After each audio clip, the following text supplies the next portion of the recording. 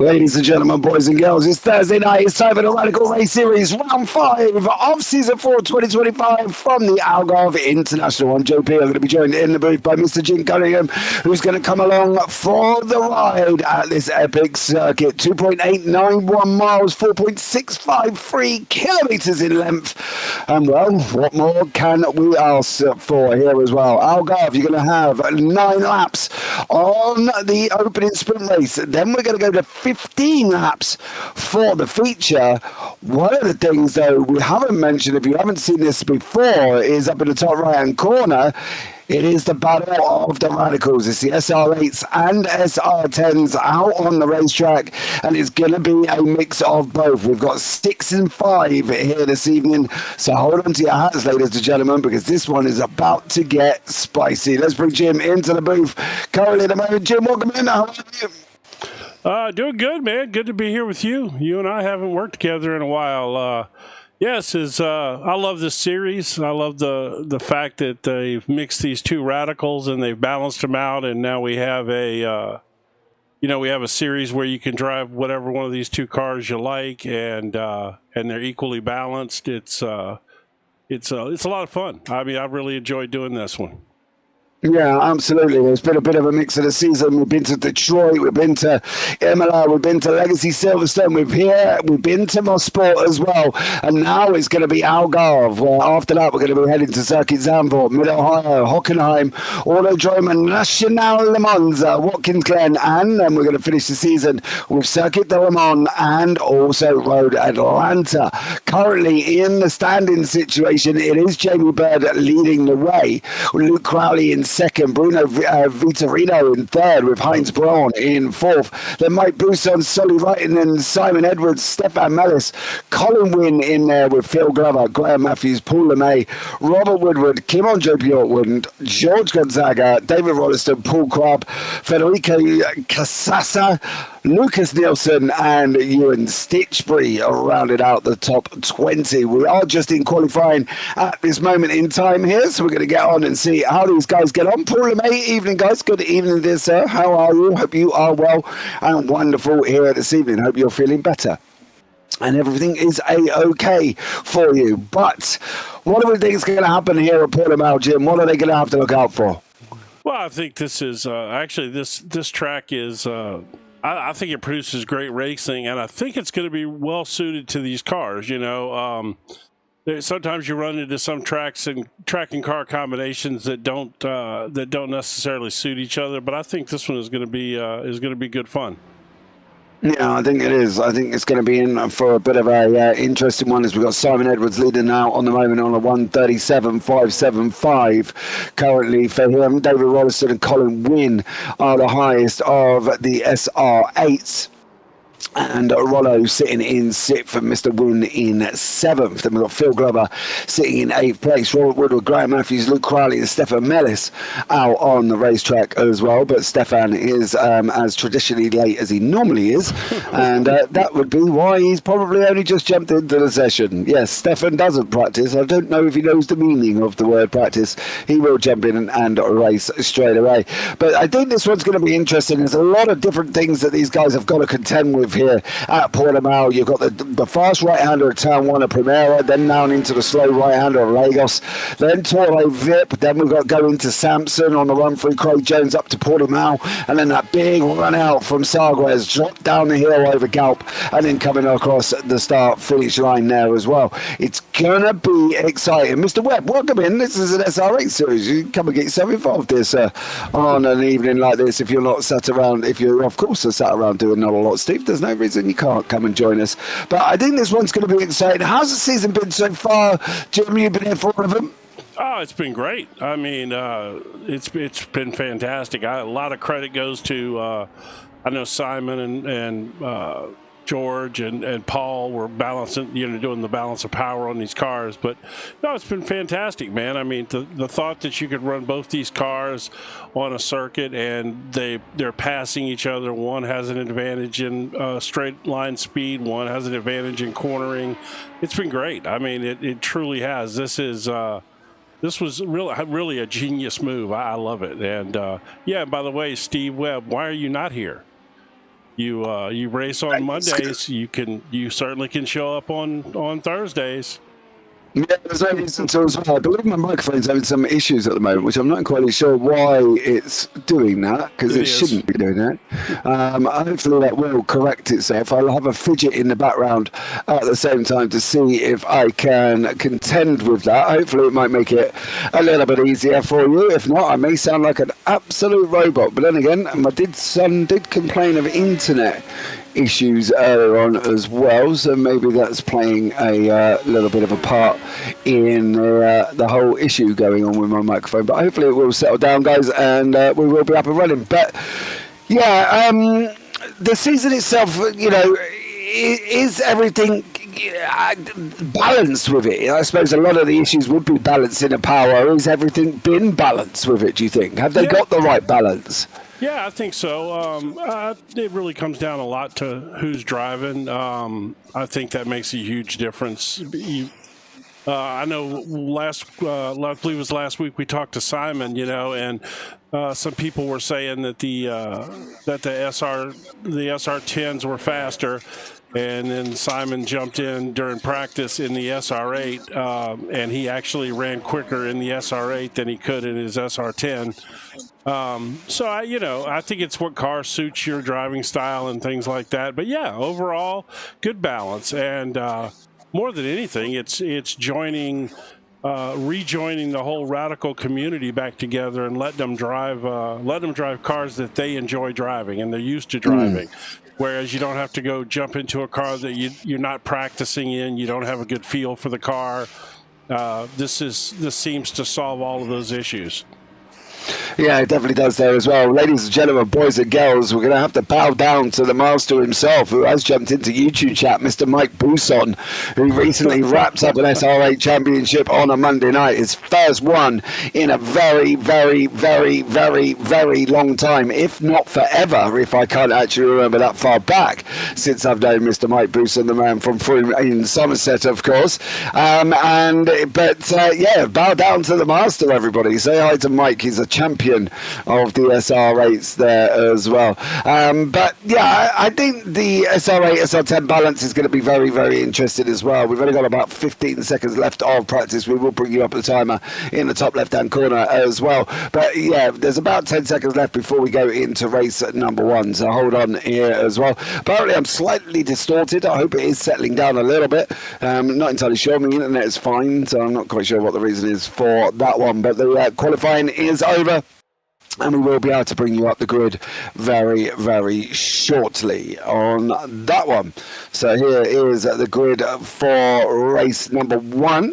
And it'll be Simon Edwards on pole position in the SR10 with Kimondre Bjorklund alongside. George Gonzaga in third. Solid Reitinen in fourth. Bruno Vitorino in fifth. Luke Crowley in sixth. And all SR10 top six. Colin Wynn, David Rolliston, Robert Woodward next in the SR8, 7th, 8th and 9th. And Phil Glover, Stefan Mellis and Graham Matthews. So that's going to be an interesting one. SR10 seems to be the dominant car here as well. Some say legend. Yeah, legend in your own dreams, Michael Bousson. So I think that's the only time you're ever being a legend. Will be in your dreams, young chappy here as well. Oh, God, he's absolutely full of it, isn't he? It's going to be bad now for several months where it's going to be really, really rough for sure. Yeah, absolutely. I think we're never going to hear the end of it here either. Simon Edwards is on their pole position and will be there very, very shortly. We're going to also have take a quick com swap very shortly as well, because Mr. Edward Hunter, who is commentating on this series, will be here very, very shortly. But let's get the start of the race up and running. We're going to have 1, 2, 3, 4, 5 lights. Ladies and gentlemen, we are green, green, green. Luke Crowley did not go anywhere off the line at all. Simon Edwards is going to take the whole shot down into turn number one alongside Kimondre Bjorklund. Bjorklund snuck up the inside. He's going to have that run into Primera first. Now coming into Lagos. Can he get this stopped? Is Edwards going to be able to hold on here? He's not at the moment. Andre Bjorklund took the lead on the race. Edwards has jumped into second, and then Solly Reitinen is tucked up into third behind Bruno Vitorino being fourth. George Gonzaga sitting in 5th. Then Colin Wynn leading the way in the SR8s with David Wollaston and Robert Woodward in behind that here currently at the moment. We are 1 lap in of the sprint race with 9 laps to go, Jim. It's going to be very interesting indeed. Oh yeah, they're off to a good clean start. Everybody got away pretty nice there. No dramas to speak of. Yeah, it's going to be. We'll see how it shapes up here. It definitely does seem like right now the SR10 is the car to beat, but we'll see. Over the long haul, it may be a fast lap car, but maybe it doesn't have the same race pace. So I guess we'll see. Yeah, absolutely. Ladies and gentlemen, we're going to bring in Mr. Ed Hunter, who's going to take over comms very, very shortly. And here we go. Ed, welcome in. Oh, thank you very much, James. Yes, so here we are, Heat 1. Seems they change the format every time we race in Radical Race Series, but yeah, keeps us on our toes, keeps things interesting. As you can see, Bjorklund 6/10 ahead of Sean Edwards, then with Reitinen heading Vitorino, Gonzaga, and Crowley, and that is your SR10s, with I think the SR8s led by Wynn, Rolliston, and Woodward, as we see Gonzaga under attack, or attacking, I should say, Vitorino for that 4th position as they go side by side into the first corner at the Algarve. And Jim, which of these is going to come out on top? Is it the outside line? Yes, it is. And Gonzaga, actually sees Vitorino go off track, and that gives him the inside. As now Crowley is going to make up a position as well. So all change in the battle for 4th. Gonzaga, Crowley, Vitorino, the loser in that. Yeah, Vitorino went really wide there. He sent it in there a little deep, I guess, trying to hold back Gonzaga, and ended up losing a spot to Luke as well. But he's going to come right back. Yep, indeed he is. So coming out of Torre Vip, the hairpin at the Portimão Algarve circuit, they go Vitorino and Crowley side by side, and it's Luke Crowley that has gained another position crucially there. So yeah, Vitorino is being absolutely mugged on this lap, and Colin Wynn, as we see, into the barrier goes Crowley. He just lost it at the top of the hill, didn't he? Yeah, that was a massive hit. That was, yeah. I thought he was just going to run off track there for a second. It wasn't going to be the end of the world, but then it got a little worse. We see Simon here closing back up on Bjorklund after Bjorklund got that jump on the start on him. Up the inside as they go through turn 14, and Sean Edwards has finally got a run to retake the lead as they again go side by side out of Galp, the final corner here. Again, Edwards has got the tighter line, but it is Bjorklund that's got on the throttle first, goes right back around the outside, and again Sean Edwards is going to get a lovely slipstream as they go into the first corner. Then 6 more laps to go, and Sean Edwards retakes the lead up the inside. Can Bjorklund cut underneath and do anything about it? Yes, he's going to try it into turn 3. Wow, look at side by side they go, and the Norwegian is not going to be undone that easily. And look at Reitinen. He is starting to catch them as well, is Sauli Reitinen. So he could well be a factor in this fight for victory, as Gonzaga has finally started to break away from Vitorino and company now that we've seen Crowley hit issues there. And again, another chance for Sean Edwards, but now he's being really held up by Bjorklund. It's more like Reitinen. I wonder if Sean Edwards is Simon Edwards' cousin. Yeah, okay, there we go. I might be getting mixed up there. Yeah, I have had to jump in the last minute because I didn't know this was on today. Yes. I looked at the calendar for Family War, nothing was on there, so well, yeah, I got completely caught out. So I have you a timing link posted in the bubble chat there if you need that while we're here. I've jumped back here real quick to see what was going on with Robert Woodward and Phil Glover. One of our favorite people in the world, Phil Glover. He's absolutely one of my. I love interviewing him. He's great. Yeah, he always has something interesting to say, doesn't he? He's certainly had his fair share of adventures. He's a character. He's a good defensive driver as well. He is. He's getting a lot better, man. Over the years, he's been working with Simon Edwards, and Simon's helped him a lot. He's gotten a lot faster than he used to be, and I think more than anything else, it's brought back the enjoyment for him, because he's picked up speed. It's always fun when you're finding speed when you're doing this kind of stuff, and he has, and it's been a lot of fun for him. But speaking of Simon Edwards, if I'm being honest, I'm kind of shocked. I mean, Bjorklund's a great driver. He runs several series that I broadcast across the weeks, and and he's fast in everything he gets in for sure. But to be honest, these are Simon Edwards cars. I'm shocked that Simon has not gotten back by him, if I'm being honest. Yeah, well, we have seen a couple of people steal wins off of Simon Edwards. Sorry, I was calling him Sean Edwards. Sean Edwards is Guy Edwards' late son as well. So I don't know why it just came into my head. But yeah, I guess you can only see the first letter, so you sort of have to remember from 2 weeks ago when I was last commentating on this. So yeah, Kim Andre Bjorklund, I'm pretty sure won the reverse grid at Imola, if I'm not mistaken, as they go back uphill again. Look at Reitinen, though. He is really starting to brake late and aggressively in the rearview mirror of Simon Edwards now.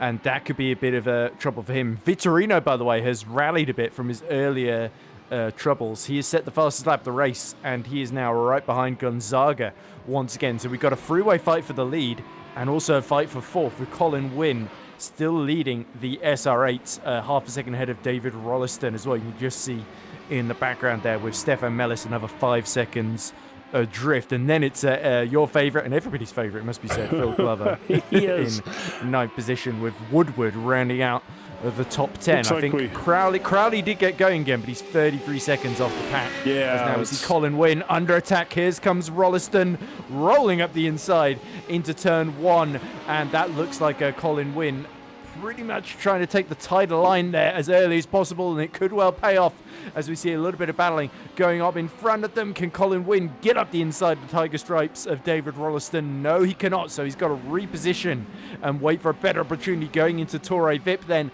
as again, very wide goes Colin Wynne as he tries to get right into the back of David Rolliston and brake late up the inside to retake that P6 there. And there's a bit of contact there, but Rolliston will not be moved, will not be intimidated as they still run side by side, but it's Wynne that has to tuck in behind, and David Rolliston survives yet another couple of corners. Indeed, yeah, this is it was quite interesting there. I'm not sure they made contact. I really think that there might have, to be honest, I think there was a gap between them. It was very slight. It was very slight. I was wondering if it might even been a little net code, because they were so close together. Sometimes that happens.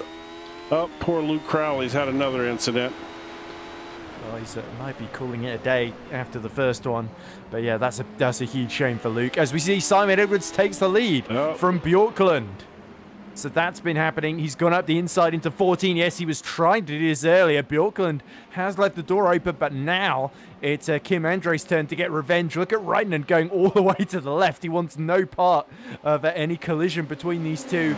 And now here comes Bjorklund back around the outside. He slingshots. He timed his slipstream very, very well. They're going to go side by side into turn 1. Will they leave each other enough space? Edwards has got the inside for the hairpin of turn 3. Bjorklund is going to have to go the long way round, and Reitinen just waiting for his moment here. Bjorklund, though, has got the inside as they go uphill into turn 4, and now it's the drag race towards Torrey Vip, isn't it, Jim? Yeah, and it is Edwards that's come out on top of the moment. Here comes Reitinen, though, up into second. Can he make the move? No, he cannot. Oh, and wide goes Simon Edwards, but he somehow gets the traction down before Bjorklund can capitalize on that one. So Simon Edwards, by the skin of his teeth, retakes the lead with just 2.5 laps left to go. But Reitinen, I think, is absolutely part of this. And don't forget Gonzaga Vitorino, only 7/10 behind as Bjorklund gets a bit sideways at the top of the hill there. Yeah, I think that car got light on him there on that curb and kind of bounced him around a little bit as he crested that hill, and back in kicked out on him a little bit. That's going to give Simon maybe the gap that he needs. Half a second sometimes, especially when he's got Reitinen all over him. He's going to have to start worrying about getting passed by him. Yeah, Reitinen was just sort of really going to the inside very, very early there to try and dive into 13, wasn't he? And I think he knew he wouldn't quite have the overlap or the momentum, but it's all just about moving around, trying to distract Kim Andre and get that second place off of him. As you can see, Gonzaga as well is really having to defend. Vitorino, the Brazilian, looking a lot stronger in this phase of the race, but again, not quite got the run into the first corner unless he can force the Portuguese driver in front of him into a mistake. It's quite interesting how we got our two Portuguese-speaking drivers fighting over fourth position, isn't it? In the case of Vitorino, Brazilian Portuguese, of course, which is slightly different. As we see, Bruno's made a bit of a mistake, actually, and that's given Gonzaga crucial bit of room. So now it's only really 4 drivers fighting for the lead here as Bjorklund looking more defensive. But again, Edwards is a bit weak on his entry into Torrey Vip. Gets a good exit, though. Yeah, he doesn't. I wonder if he's really super comfortable here. He doesn't. He seems a bit tentative on a few of his, entries and exits out of some of these corners. I wonder if if he's really super comfortable here, or if this is maybe a track that he maybe, I don't want to say doesn't care for, but isn't one of the best. I don't get around this track very well at all. I don't, man. I just cannot find my groove here. Yeah, it is a bit of a tricky one because up until recently it wasn't really used for sort of top-level Grand Prix racing in real life. It's used for endurance, which is why it's in games like Le Mans Ultimate specifically, and I think it's also had its fair share of motorbikes as well. But yeah, it was never really a mainstream track until a few years ago, I think it's fair to say. It was sort of only really built in 2009 as well, Portimão, and used for series like touring cars and sort of Renault World Series are in Brazil, or Formula Renault 3.5 to use its sort of proper title. But yeah, so it's not seen. It's only really in recent years that it's become a more well-known track and people have started to get the hang of it. I think it's a really fun one because it's got those elevation changes. I love it. But I agree, it's really difficult to sort of get your eye into some of these corners. Like Torrey Vip, you're never really quite sure exactly when to brake for that hairpin, especially in different kinds of cars as well. And you've got a couple of corners. It does tend to produce some really, really good racing, though, because you can go side by side throughout quite a lot of these corners. As now we are on the penultimate lap, Reitinen just started to lose a little bit of touch with Bjorklund here, and I sense maybe the opportunities are starting to run out for the Finnish driver here as his fellow Icelandic driver, Kim Andre Bjorklund, starting to pull away from him. He's trying to get back on terms with Simon Edwards, but I think Bjorklund, again, knows he's got to nail this final lap if he wants any chance at stealing the lead on the run to the line. It's ironic. They're kind of running in continents. You got the Icelandic drivers up there. Incontinent? I don't think we can say that about them. No, I'm just kidding. So that's that's terrible. incontinence. That's a completely different thing. Let's not talk about that. No, anyway, let's don't talk about that. As the proverbial hits the fan, that's right. There we go. Our top 3 through Galp, the final corner. Gonzaga as well is looking to get 4th position, which I think would be his best result of the season so far. He's had some okay drives here and there as Edwards sets the fastest lap, 1:37.9, a tenth quicker than Bjorklund. So you said he wasn't looking confident. I think he was just being really patient and focusing on his corner exits, essentially.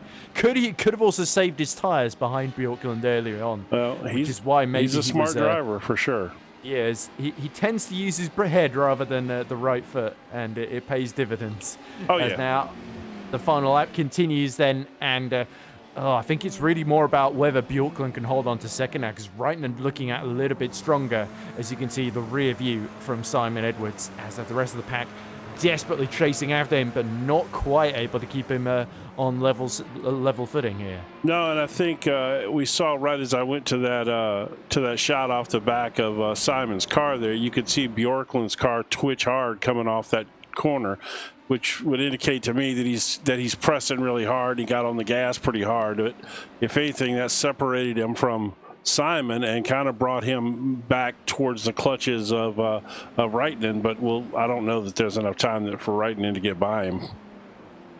Indeed then. So just a couple of corners left to go for Simon Edwards then. Has not really tasted victory all that often this season with the likes of Jamie Bird spoiling the party, but no Bird today. So Simon Edwards then just Galp left to go. That lovely downhill roller coaster ride before he goes back over the hill and across the finish line. It is Simon Edwards that wins round 1 here at the Algarve in Portimão. A fabulous performance, was jumped at the start but re-overtook Bjorklund in fine fashion. It is Reitinen that finishes 3rd. Gonzaga getting quite close over the finish line, but he has to settle for 4th with Bruno Vitorino 5th in his SR10. Then David Rolliston leads home the SR8 with win there having to settle for 7th. Stefan Mellis is going to finish 8th, with Phil Glover crossing the line just now to take P9 in the final SR10, with Robert Woodward and Graham Matthew rounding out the SR8s in 10th and 11th overall, and Luke Crowley failing to finish. So there we go. Graham Matthew, the Scottish driver, makes it to the end, and that's some vital experience for him. Hopefully he will be excited about the reverse grid coming up, where he should be starting from reverse grid pole on the front row. Yeah, let's see. Let's look at the results here real quick. Confirmation then. Simon Edwards wins by 1.5 seconds from Kim Andre Bjorklund. Sauli Raitanen rounds out the podium just over 2 seconds behind. Then it is Jorge Gonzaga, meaning that our top 4 are within 3 seconds as they cross the line in 4th. Bruno Vitorino settles for 5th. David Rolliston leads home the SR8s in 6th position, just 2 seconds ahead of Colin Wynn, who he had a great battle with. Stefan Mellis recovers to 8th ahead of Phil Glover. Then is Robert Woodward rounding out the top 10 with Graham Matthew in P11. Sadly, Luke Crowley had an off, just lit up the rear tyres at the top of the hill and hit the barriers very, very hard, and that cost him a shot at that fight for 4th position. So Luke Crowley will be very, very keen to make amends in race 2. Yeah, he's going to definitely need to try to find some points here. This thing can, you have two bad races in one night, and I guess the good news is there's a couple of drop rounds here, so it's not the end of the world. Let's see what tell you what, do let's pull Phil in and say hello. He doesn't mind at all. Let's pull him in and see what he has to say. Okay. Phil, for a second, we go. Phil, Jim Cunningham. How you doing, man? Hi, Jim. Happy day to you. Hey, you too, man. We thought we'd pull you in during the warm-up session, just say hello while you were putting some laps in out there. How's it going for you so far tonight?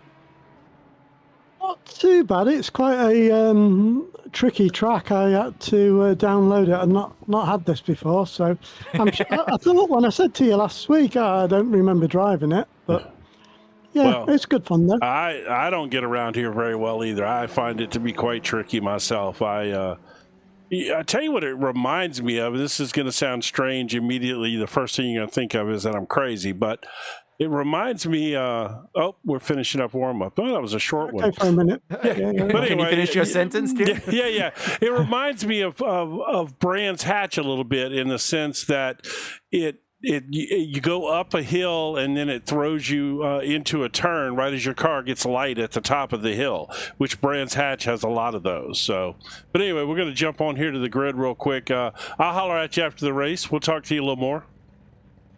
And I notice I'm first on the grid, am I? You are, right up front. Oh, second, yeah. All right, best of luck, Phil. See you later, guys. So let's go through the grid. As you can tell, Robert Woodward, front row, Phil Glover, Stefan Mellis, Colin Winford and 4th, Rolliston and Vitorino, Jorge Gonzalez, Sauli Raitanen, Kim Andre Bjorklund 9th, Simon Edwards Waster in 10th, with Graham Matthew and Luke Crowley rounding out the 12-car grid at the Algarve as the lights are already on. Perfect timing. Woodward leads away from the front row, but a terrible start from Stefan Mellis, but even worse one for, I think that was, was Mellis. Into the wall goes Gonzaga. And I think Gonzaga was the other one that bogged down on the line there, and he's gotten himself into a tangle with another car. That sent him straight into the wall in the opening meters of the race, as going off track goes Colin Wynn there. He's lost a couple positions. Phil Glover fighting away with Vitorino to hold on to that second position, but Woodward is absolutely making hay at the front of the field then. So the top 10 being reversed has absolutely played into his hands now as Vitorino's through. Oh, but Woodward completely misses his braking for Torre Vip. So through goes Vitorino. Phil Glover's going to have a chance up the inside of him as well. And Sauli Raitanen is also in this fight too with Edwards, who's gone up from 10th to 5th already. Oh, but Edwards is sideways and loses a couple of places on the exit into 6 and 7 here. Wow, yeah, that was, we've seen some chaos. The first one started out so smooth. Indeed it did.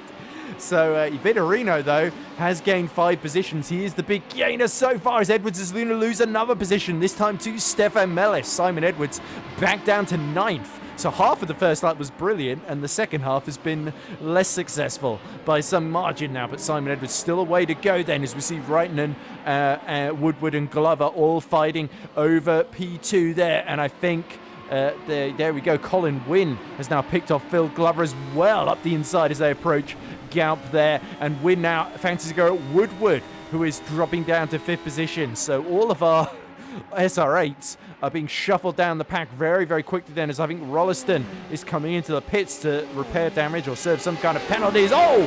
Phil goes right into the side of Colin Wynn there as Andre Bjorklund takes advantage of all this, and late on the brakes from Phil Glover into turn 1 there. So it's action everywhere you look. Wow, this is such a stark contrast to the first race. I mean, it literally just started out kind of smooth, and, you know, they just... Oh, Woodward and Glover side by side, and Phil Glover going all the way around the outside of Robert Woodward. But Woodward's not done yet. He wants to break late on the inside in that SR10. Here comes Simon Edwards. Oh, no room for Simon on the outside, and he gets pushed wide. So great little battle for what is P5 at the moment then, and Phil Glover resolutely holds on, but Edwards stealthily sneaks his way past Woodward on the exit there. So this is part of the battling already. You've got to make sure, even if you're the faster driver, that you make the moves cleanly. It doesn't have to be anything too fancy as long as you make it through in one piece, essentially. And that is what Simon Edwards is discovering. But Phil Glover really wants to put on a show, doesn't he? And make Simon Edwards really fight for this 5th place. Well, the thing is, you know, Simon has been coaching Phil for a while, so they're used to running side by side like that with each other. You know, so you could probably have some real heated battles between those two, because they're very used to battling each other like that on a regular basis, you know. He's had the training, now comes the test. That's oh right. dear. With the Taskmaster immediately behind him, setting challenges left and right that Phil Glover has to reach. As you can see, Woodward goes wide. That gives Stefan Mellis an opportunity to challenge for 7th place. Remember, Phil Glover and Simon Edwards both in the SR10 should be fairly evenly matched in terms of machinery, but Edwards has got the inside. That's a tough move to pull off up the inside, but Phil Glover leaves enough room, makes the first corner himself crucially, and Simon Edwards completes the move into turn 3. So I think Phil Glover, a lot of respect for his mentor there, and the mentee is shuffled down to 6th then. So he's hoping to follow Simon Edwards, as now we see Mellis again challenging Woodward behind. You expect the turquoise car to dive out for that 7th place. A little bit late on the brakes, but he's not really far enough alongside, and luckily Woodward avoids the charging turquoise SR8 behind him then. Meanwhile, up front, Vitorino leading by 2.4 seconds. He's really made hay since getting the lead halfway through the first lap, and Reitman, though, could well be the main challenger to him. But look at Bjorklund. He is right behind Sauli Reitman, trying to steal 2nd place off him. So it's a reverse, the inverse of the battle we saw in race 1 for P2, isn't it, between these two? Yeah, and I think I think that Simon's going to come join this party before too very long, I think. And well, he's got Colin Wynn to negotiate first. He's 8 seconds ahead of him. Wynn has had a fantastic start. He's only about 2.5 seconds behind this podium fight in the SR8, and this is clearly, from the evidence of what we've seen today, not really an SR8 track, given SR10's filled the top 5. Well, I think that has a lot to do with the balance of power. Paul LeMay has been a big... Here comes Bjorklund. Oh, there he goes. Up the inside. Sorry to cut across you, Jim. You're good, but you're good. Bjorklund making the move as they're equally matched down the straight. It's the red car of Bjorklund that clears the blue car of Reitman, and it just gets back to the racing line in time to cover off the attack from the Finns. So, but not quite enough as Reitman, makes a big dive and cuts across the front of Bjorklund, who has to steam on the brakes to make sure he doesn't get taken out there. So aggressive on the brakes from Reitman, but he's just been able to keep the track position for now. So here we go. Finland in the blue car, Norway in the red car. It's very fitting, isn't it, given the national flags, and Bjorklund back up the inside into Torre Vip. And I think that may have been Reitman acknowledging that he was a bit too aggressive into turn 3 there and deciding to be a bit earlier on the brakes on that second occasion. Well, I'll tell you, there's one flag that's a fan of both of these guys, and that is the Brazilian flag of Vitorino. These two battling away, and he's just sitting out there with a 2.5 second lead, just able to log some laps. I'm going to go back here and see. It looks like we might have had us a little incident here. Is this the start you're talking about? No, this is just recently. Very, very weird here. No, it's not this one. I'm sorry. It's this one. Hold on. I'm famous for my slow replays, by the way. Here we go. So this is what we just saw, wasn't it? Yeah, well, between Bjorken and Reitinen. but Bjorken thought he had it shows- covered off, and Reitinen, late on the brakes. Okay, there was There's a little contact. contact Okay. between the two. But all right, then it showed this car was involved, but it wasn't. This is Gonzaga. He had his own separate incident at the That was same. on the start line. At the same. He was the one who hit the wall at the start line. So. Yes, but he's Whoa. still having issues out here. I was going to go back and look at that real quick at the start line, just because I wanted to see what happened to him there, because he kind of While got. we've been watching this, Nope. Simon Edwards, it's clear Colin win. It's there we go. Mellis slow off the line, and so's Rolliston. And there's Gonzaga. Pulls they across. got And hits together. Reitinen. Yeah, Reitinen and him got Oh, together. dear. Okay. All right, now we'll go back here, and then. Yeah, and you can see Simon Edwards now closing on the podium battle now that Yep. he's got Colin Wynn out of the way. And I think Wynn, a lot like Phil Glover, was not really inclined to fight him all that much. And yeah, Edwards got a great run Yeah, from he a did. long way back, dives into turn one. Pretty much a carbon copy of the move he made on Phil. Well, apparently that's his, everybody has kind of a spot they like to pass on a track. Apparently that must be Simon's.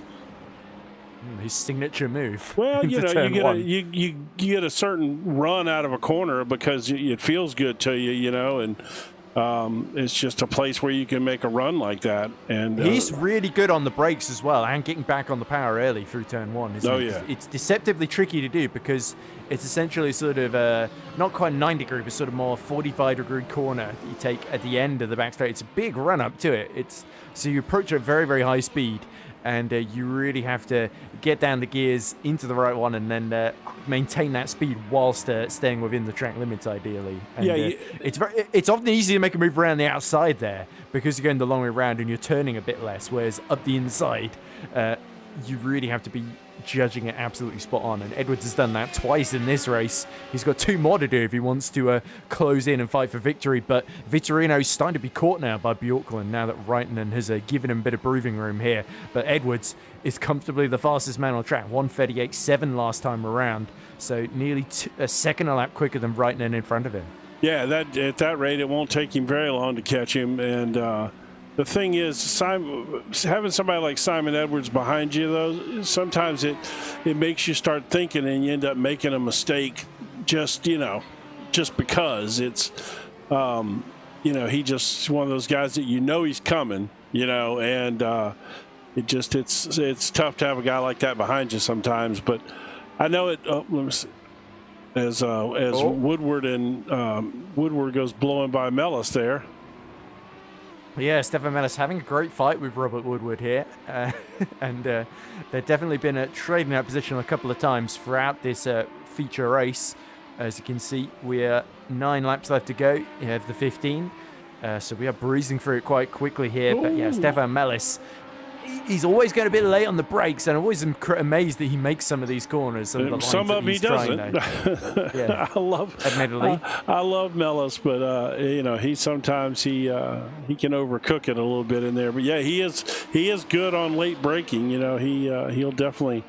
This is one of those tracks that can bite you on late braking too, though. Because sometimes you get a little downhill and you're carrying a little more speed than you realize. At this track, it can get a little shaky. That's what I was saying about this in Brands Hatch. I know the correlation probably doesn't exist for a lot of people, but one of the things I take away from Brands Hatch is the fact that it'll do something like that, throw you into a downhill section, and then it'll bring you back to an uphill section where right as you crest the hill, you got to turn the car. And that is so hard to do because the car gets really light at that moment, And Brands has numerous turns like that.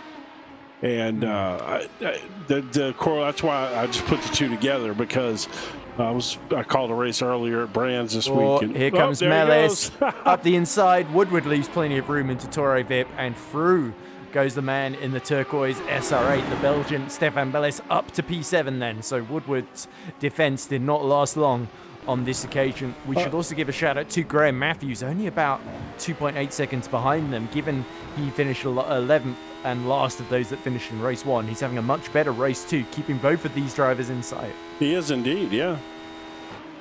Is he? Okay. Meanwhile, Kim-Andre Bjorklund continues to sort of match. He's only about half a second slower than Simon Edwards, who is catching Reitinen, and Bjorklund is now only a second behind Vitorino, whose charger just started to halt ever so slightly then. So Vitorino knows he's going to be on the defensive in the final half of this race then that's coming up.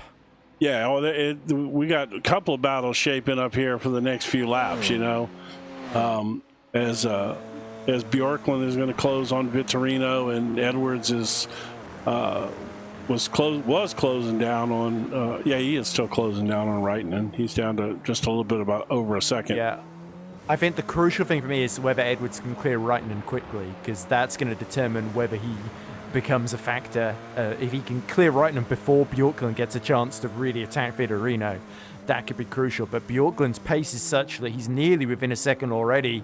Vitorino is looking a bit vulnerable here. If he can hold on to this one, it's going to be quite the recovery drive after finishing P5, basically second last at the SR10s in race 1. The reverse grid has really played into his fingertips. He's the only one that's really taken advantage of it, of those that didn't quite finish high up in race 1. Right. Yeah, that's correct. That's true.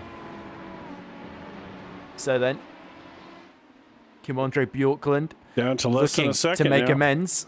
He lost the first race to Simon Edwards. Can he at least win the feature here and get back on terms? Edwards is 9/10 behind Reitinen as well as we watch this. So the two battles starting to mirror one another. 3.8 seconds between them, though, and that is crucial for Bjorklund, that he has that buffer behind. Means he might get one or two goes at a riskier move on Vitorino before Reitinen and Edwards become part of the equation, essentially. And then further back, Woodward has started to fall behind Stefan Mellis to the tune of 1.5 seconds. So that battle is starting to peter out. And Colin Wynn is about 5 seconds behind all of our top four then. So Colin Wynn, another sort of race on his own, but he's lapping in the mid-39s, doing a very, very respectable job. Certainly the fastest of the SR8s in a track that is not really best suited to them. So definitely one of our underdog performances of the day has to be Colin Wynn, although I think Phil Glover can make a pretty solid case for himself. Absolutely. Still in P6, which is 3 places better than he managed in the sprint earlier on.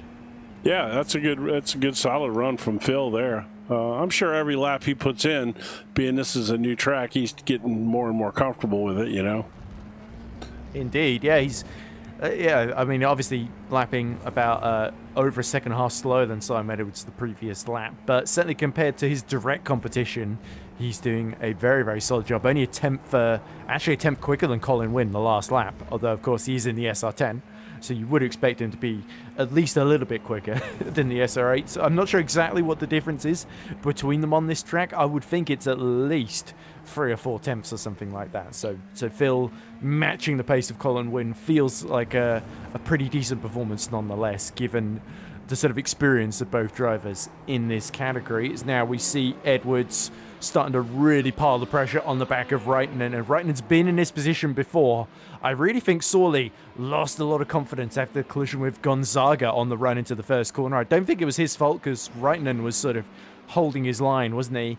But that would have certainly taken the wind out of his sails. He had a clean run to P3, but Bjorklund is just broken away in front of him, and now Edwards is threatening, gets to the inside first as he weaves around to try and break the toe. It's too late for Reitinen. Edwards is going to have to tie the line into turn 1. Can he make this corner? Can Reitinen go clean around the outside? No, he cannot. So another beautifully executed move from Simon Edwards. Same spot. And that was textbook there. Yeah, exactly. But he set it up really well out of gallop by trying to make Sorley Reitinen, who's so focused on weaving that he left that small gap on the inside, and that was all he needed. It was nearly a sort of Rubens Barrichello, Michael Schumacher squeezing between the car and the wall from Simon Edwards there, but he timed it absolutely spot on there.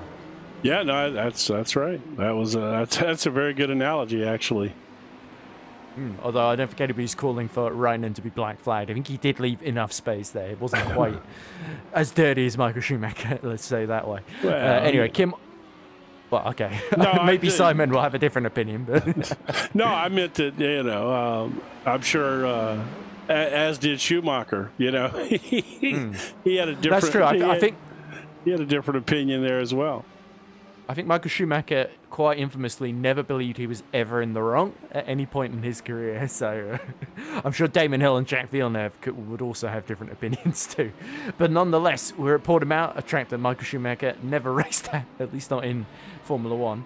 But yeah, Bruno Vitorino now leads Kim Andre Bjorklund still by 1.1 seconds. So Bjorklund was actually 2/10 slower the previous lap. Vitorino is responding well, and Edwards is now 4.9 seconds behind. So the gap briefly went over 5 seconds as he was fighting away with Raikkonen. So Raikkonen's best hope now is to follow Simon Edwards and try and keep the leaders in sight. But I have a feeling unless it really blows up and we see a bit more contact between the top three, Raikkonen may have to settle for P4 in this one. But yeah, Bjorklund looking closer and closer now.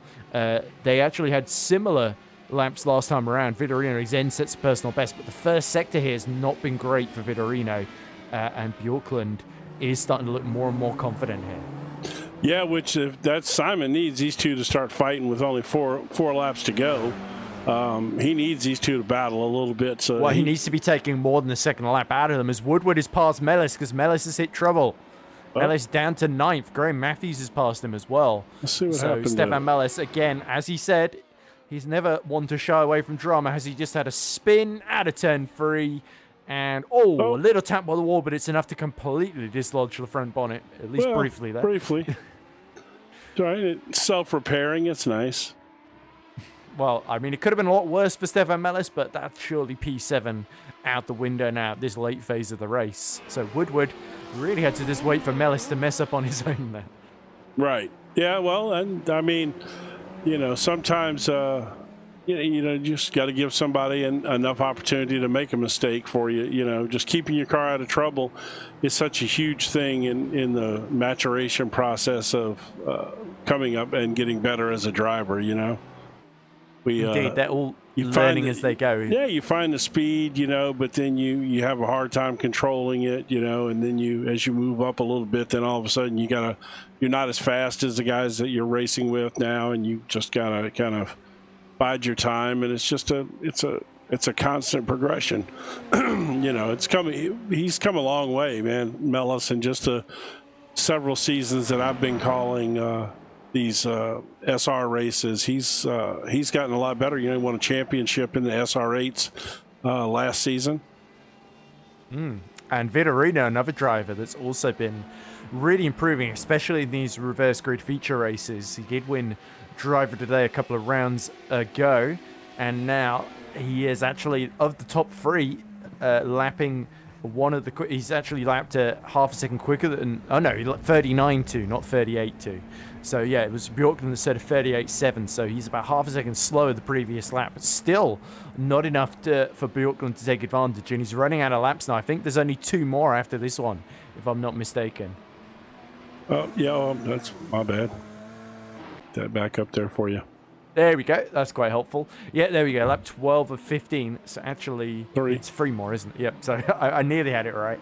I was assuming we'd done an extra lap. Well, I was challenging you by making sure that you did not have the I'm sure it was stuff. deliberate and totally not you just forgetting after the replay. No, it wasn't. It wasn't that at all. No, you wouldn't do that to me. No. Anyway, look at Bjorklund and what he's about to do to Vitorino, who's desperate to break the toes. He snakes his way towards the first corner. Bjorklund is closer. Is he close enough? That's a good run right there. That's a bit there. deep from Vitorino. No, Vitorino's going to have to defend the inside. They nearly hit. They do hit. And Vitorino's been tapped in the back, and that is going to cost both of them a lot of time then as they settle down. Bjorklund luckily does not take advantage, decides to lift off and let Vitorino hold on to the lead there. So I think that was just a misjudgment from Bjorklund, who came steaming into the turn through. Vitorino was defending quite hard, and I think Bjorklund got caught out there. Well, I think it was partially what you said, too. Vitorino had a little stumble there right before that, and I don't think I think that Bjorklund just misjudged his speed because he was struggling to get back up to speed there a little bit. But the good news for Simon Edwards, I don't think it's going to be enough good news, but he has closed that gap by about 1.5 seconds. He needs them to hit each other again, doesn't he? Yeah, that's a whole lap that he's gained a huge amount of time in, because not only did they make contact, but Bjorklund slowed down as well to let Vitorino recover. And he could afford to do that once, but twice might be enough to bring Simon Edwards into the picture then. So Bjorklund will have to be aggressive, but will also have to get through cleanly on this second attempt. Then he's close enough to pick up the toe once more. Vitorino will be aware of that now as the Jim, they go through Galp once more to start lap 14. Yeah, I'm sitting here watching. It's interesting. He short shifts this car a lot. If you look at his rev limiter, but what a run he's going to catch much earlier this time. Bjorklund up the inside, side by side into turn 1, and Kim-Andre Bjorklund takes the lead with just this and one more lap to go then. And Vitorino, who held on to it for so long, sees himself just absolutely blinded. He didn't even really put up much of a fight on that occasion, because I think he knew Bjorklund had the better run out of that last couple of corners. Man, Bjorklund was carrying like 10 miles an hour more speed through there. And now, all of a sudden, can Vitorino even hold on to second place? Because Simon Edwards is still charging 138.9 that last lap, whereas both Bjorklund and Vitorino, I think 140.5 and 140.3 for Bjorklund. That may include the contact between the two of them on the previous attempt. Yeah, Mike, I think the question is here, does Vitorino just abandon, all hopes of winning this race and try to just, put down 2 solid laps here, or a lap and a half, and let's put the track map up and see exactly where they're at. As they come around for the final to take the white flag here, and just to make sure he keeps Simon off, because Simon's coming, but I don't. 2 seconds is a lot, and to get by him, that's a lot. Yeah, he would need to be gaining like 2 seconds a lap, wouldn't he? So he needs Vitorino's morale to absolutely tank here, and certainly seeing Bjorklund disappear in front of him will hurt, but it's still been a very, very strong feature race for Bruno Vitorino, and he's just got to try and hold on with just one more lap to go. But for Bjorklund, it's going to be another win. It would not surprise me at all to see Simon put down the fastest lap of the race right here. Just to give it, all he's got. He's certainly, he just did. He just did on the last lap. They just crossed the start-finish line, was the fastest lap of the race from him. That's not surprising at all. That's exactly who Simon Edwards is. Indeed. So, yeah, not one for giving up, is he? Oh, no. And speaking of not giving up, Graham Matthews about half a second behind Robert Woodward in the fight for 7th then. So Matthew has really impressed me in this second race, and he could well end it with a last-minute attempt to get into P7 here, but Woodward will be defending hard. And, the Scotsman hasn't quite made the move just yet, and in fact, he's lost about, 3 seconds in the last couple of seconds. So clearly he's had a spin, getting a little bit too close to Woodward then. But here comes Bjorklund then. Yeah, couple of corners left to go, and this is surely going to be another feature race victory. He won in Imola. 2 weeks later, he wins at Portimão then, and he could well be becoming a big factor in the rest of this championship then, especially getting his own back on Simon Edwards. Admittedly, he started ahead of him, but he's still getting his own back with a very, very strong race too from, it would be 9th on the grid, wouldn't it, to P1. It's certainly a drive that he will relish and remember. Out of the final couple of corners he comes, through Galp now comes the Norwegian, the back end threatening to escape his control, but it does not do so. Over the hill and into victory. Kim-Andre Bjorklund wins race 2 here at Portimão, with Bruno Vitorino second. Simon Edwards falls just 9/10 short at the checkered flag. Then it's Sorley Reitinen in P4, with Colin Wynn is going to finish P5 again. A very strong performance, best of the SR8s, with Phil Glover in P6, much better than race 1. Robert Woodward is going to hold on to P7 from a nonetheless impressive Graham Matthews. Stefan Mellis falls to P9, and David Rolleston, after a terrible start, is going to round out the top 10 from Jorge Gonzaga, who had an even worse start. There's Phil Glover crossing the finish line in, I think that's his best finish of the season, isn't it, P6? So finally some good luck for Phil Glover. Sadly, Luke Crowley, I don't think actually made the start. So we didn't see any Luke Crowley action in this one on what's been a pretty miserable day for him, as somebody has really blown the engine. Bjorklund having a celebratory barbecue after crossing the line first, and who can blame him? That's just like a race car driver. They don't have to pay to fix them. No. Indeed. It's one of the joys of sim racing, isn't it? It is So, indeed. All right, with all drivers finishing, it's a fairly compact field, isn't it? Let's confirm the order before we do the interviews with our jubilant field, no doubt. So Kim-Andre Bjorklund, 2.2 seconds ahead of Vitorino in the end, with Vitorino just holding off Simon Edwards for P2. Sauli Raitanen takes P4 with Colin Wynn P5 on a very strong, solid day in what is not the best car of the SRE. Phil Glover takes P6. A positive end for the Positivity Racing driver. Robert Woodward is P7. Not a pointless day for the Racing Pointless driver, though. Graham Matthew, in one of his better performances, takes P8 with Stefan Mellis P9. David Rolliston rounds out the top 10 in the last of the SR8s. Jorge Gonzaga at least gets to the end after a terrible first corner where he made contact with Raitanen and ended up spinning into the wall. And Luke Crowley, as mentioned, not classified, having failed to take the start. So disappointment for Crowley, but he will surely be back in a week's time for round 6. But anyway, before we move on to that, let's focus on the result of round 5 and interview the winner of the race we just watched, the man who finished P2 in the sprint and P1 in the feature, Kim-Andre Bjorklund. So we're joined now by Kim-Andre, victorious after a brilliant feature race there. Kim-Andre, obviously you've won before, I think early in the season at Imola, but that was a very, very strong performance from P9 on the grid and made up for the disappointment of losing the first race to your rival Simon Edwards. You absolutely put the move on Vitorino when it mattered and made it through the field cleanly. Well done. Thank you. Oh, there we go. All questions answered. Yeah. Yeah, you asked the questions that I could just answer with. Thank you.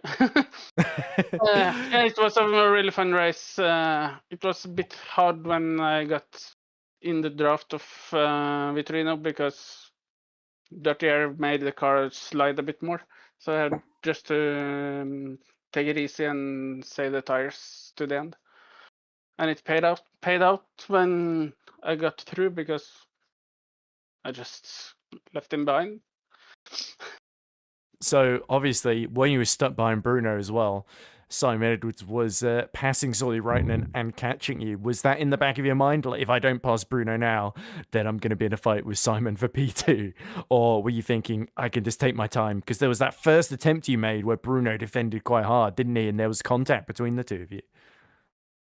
Yeah, the first attempt wasn't really a big attempt, but I think he moved 2 times in to defend, and that ended up with a contact between us. But you were quite sporting because obviously it sent Bruno quite wide, but you decided to lift off and let him hold on to the lead, even though it let Simon take a second and a half out of you. So it could have backfired quite spectacularly, but you absolutely played fair. Yeah, I don't want to pass like that. I want to do it hard but fair. Absolutely, and that is exactly what you went on to do then. So is that your second win of the season? Because I've not been keeping track. I think so, yeah, after Imola, wasn't it? And yeah, second win in the third race. Exactly. So another really strong track for the SR10s. Where are we racing next, and how do you feel about that one? Because I've forgotten what the calendar is. In fact, I've actually got it in front of me. We are at it is Zandvoort, isn't it? Zandvoort, yep. Ooh, there we go.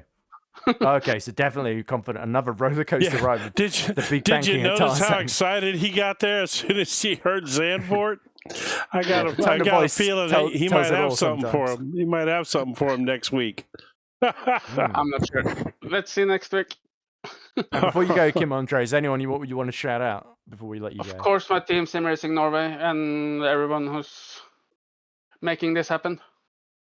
Absolutely. So all glory to Norway and to Kim-Andre Bjorklund after another fantastic feature race victory. Thanks for talking to us, Kim. Yeah. So moving on then to the man who won the sprint race and finished P3 in that feature from P10 on the grid is, of course, Simon Edwards. And Simon Edwards, I'm delighted to say, joins us now in the interview room. Simon, a very good recovery in the sprint race after being jumped at the start. And then a bit of a difficult feature for you. You had a really strong half for the first lap, and then you got tagged in the side, didn't you? And that left you with a really tough job to go from, I think, P9 to P3. Yeah, on the first one, I just almost melted the clutch. I just got because I just use a foot clutch with a bite point on it that I can sort of feel, but I overdid it. So yeah. That was an easy loss, and I just tried to work my way back calmly. Yeah, you're constantly making moves up the inside into turn one. Seemed to be your signature move, because I think you did it on Kim Andre in the first race as well. Yeah, and Kim's good. He can cut back, and he can hold an outside line. So it was a good battle. And then in the feature, that was me running in the back of Sully, not anybody touching me. I just touched the back of Sully, and it just half spun the car, and then it was about 3 laps before I could even get the tires back, below the surface of the sun.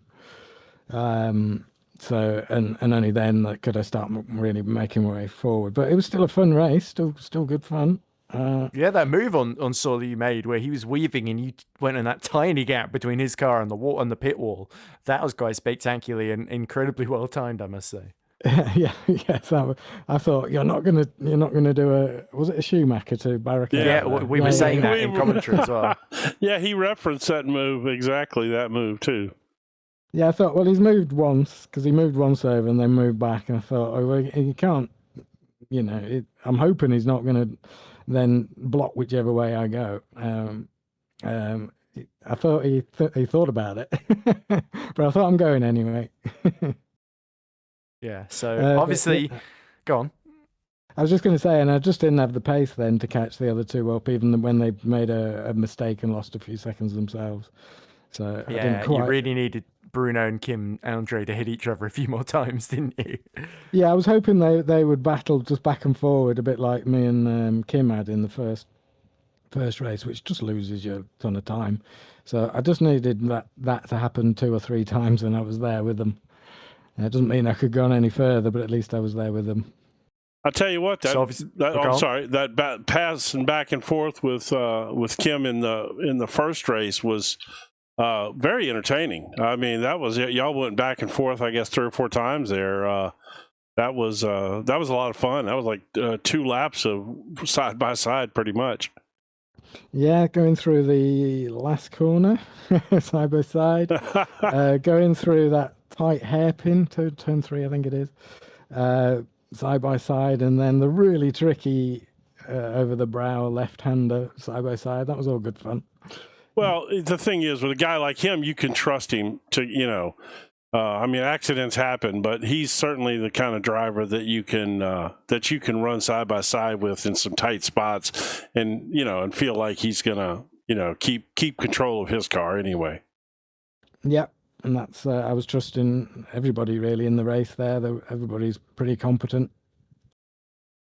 Yeah, so Phil nearly got me. I was going to say that. I was about to say that. I said, yeah, it looked like Phil was trying to put one on you there too for him. That was a good one. But you too. I kept messing that corner up where Phil nearly got back past me. I just but y'all went through there side by side, and we commented on it. But I'm like, well, they practice together all the time with the coaching and everything. Phil, you two arguably probably run side by side more than anybody else. Y'all are used to doing that. Yeah, I'm just going in my head, psych. I was saying in commentary, that's a hell of a final exam for Phil after all the tutoring you've been giving him. That's awesome. Well, congratulations, Simon. You had overall a pretty good night. Like I said, that second race was a little tough there to recover from after that little incident there on the first lap, but you managed to made it fun. Yeah, well, and you managed to get back to third, and I think if you'd had another lap or so, you might have had something for those two guys. Oh, well, certainly I might have got back to Bruno, because he looked like he was fading a little bit with his tires, whereas I was getting stronger. I was starting to put the faster laps in. Well, And I had another lap of fuel in, so I could have done another lap. oh yeah, well that would have been nice, huh? But I'm sure you got somebody. I'm sure you got somebody you want to shout out to while we got you in here, as always. I think I'll give a shout out to everybody who's continuing on in this series. This is not a popular track. Right. The officials are pretty dead, I've been told. So for everybody to turn up here and some people to buy the circuit shows that they feel there's some value in this league, and I'm happy about that. No, well, look, you know my opinion of what's going on here. We've talked about it numerous times so far this season, and I always talk about it during the broadcast as well. But one thing I want to ask you real quick: how comfortable are you here? You feel pretty good here? Oh, this is my track. This is me, because it's technical just about every corner. So it's me, geeky me, right, getting everything spot on all the time. Geeky me. Yeah. So and I can do that in the 8 as well around here. So different way of driving it completely, but in fact the 8's more fun to drive around here. The 10 you've got to be really super precise, whereas the 8 you can play with the yaw on the car a bit more and have a bit more fun if you like. But I really enjoy it. It's because the corners are blind half the time, so you've got to imagine where they are and what speed you've got to get to them. Or remember. That probably solves the reason why I'm horrible here. Apparently, I don't have the right imagination. Yeah, you need X-ray vision. All right, buddy. Or just decent instincts and a decent wheel. Right? Yeah, well, that too. Yeah. Our skill. I ran out of skill a long time ago, so there's that. But you're a pretty good broadcaster. Well, that's why I got into broadcasting, because I can't drive. But always good to talk to you, Simon, and looking forward to. How about you? How you feel about next week, Zandvoort? I prefer the old Zandvoort, because I think that banked corner has ruined it, because the old hairpin used to be an overtaking spot, whereas the bank corner has only got one line in it, so you can't go down the inside because you can't get the exit. Oh, yeah. The only thing you can do is if you can somehow force somebody offline, but that's quite rare. So most of the time, it just leaves really the risky chicane near the last corners, and the first corner, so it sort of takes away a little bit, but the rest of the track I enjoy. Well, put your laps in, because as soon as we said Zandvoort to Kim Andre, he was he got excited. He was like, "Oh, Zandvoort!" He perked up. So he must like that track. It should be fun. His head filled with visions of that banking and him flying through it. It did indeed. You could tell. I mean, he definitely envisioned himself riding around the top of that banking there for sure. We can't actually see into Kim Andre Bjorklund's mind, just to clarify. I wonder We've got a good imagination. I wonder if we should put a last-minute vote up. Shall we go to the old conflict? Go to the classic track.